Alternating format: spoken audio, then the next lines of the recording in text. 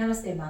అయితే ఇంకోటి ఏంటంటే ఈ యొక్క ప్లాస్టిక్ మీరు ఇందాక అన్నట్టు ఏ ఏ ప్రాంతాల్లో ఎక్కడ ఎక్కువగా మనం గమనించవచ్చు? అవునమ్మా, ఈ ప్లాస్టిక్ అనేది కూరగాయల మార్కెట్ల దగ్గర చూడండి.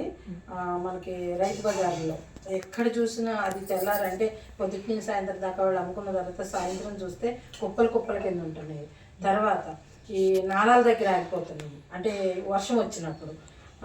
మళ్ళీ నదుల దగ్గర అయితే వాళ్ళు ఎంత చెప్పినా, ఇప్పుడు గుడివారు చెప్తున్నారు, గుడి నుంచి వాళ్ళకి సమాచారం వచ్చినా కానీ మొన్న మేము మన విజయవాడ వెళ్ళామండి. వాళ్ళ పైన బోర్డులు పెట్టారు, అయినా సరే వాళ్ళు అమ్మాయి అందులోనే అమ్ముతున్నారు. ఏది ప్లాస్టిక్ కవర్లో అరటిపళ్ళు అవి అమ్ముతున్నారు.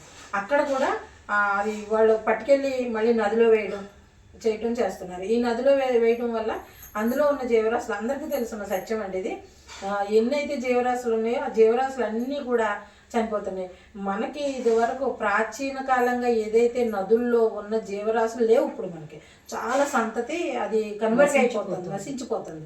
కాబట్టి మనం వాడేటప్పుడు ప్రతి వ్యక్తి అండి, నేను చెప్తున్నాను కదా, ప్రతిసారి చెప్పే మాట, నేను ఒకదాన్నేనా, నేను కొంటే ఏమవుతుంది, వాళ్ళ గవర్నమెంట్ బంద్ చేయొచ్చు, ఇదే మాట ప్రతి వాళ్ళు అంటారు. కానీ నేను మానేస్తే ఏమవుతుంది అన్నమాట ప్రతి వ్యక్తికి రావాలండి. ఆ రోజున మనం దీన్ని నిర్మూలించగలుగుతాం. అంటే ఒక్కసారి ఇది పోదు, కానీ నెమ్మదిగా మాత్రం ప్లాస్టిక్ని అవాయిడ్ చేయొచ్చు. ఎందుకంటే మానవుడికి సాధ్యంగా ఏమీ లేదు, చెయ్యాలని ప్రతి వ్యక్తికి మనస్సాక్షిగా మనం అనుకుంటే కంపల్సరీ అది తగ్గుద్దండి. దాని మీదే మేము మా పోరాటం అంతా జరుగుతుంది.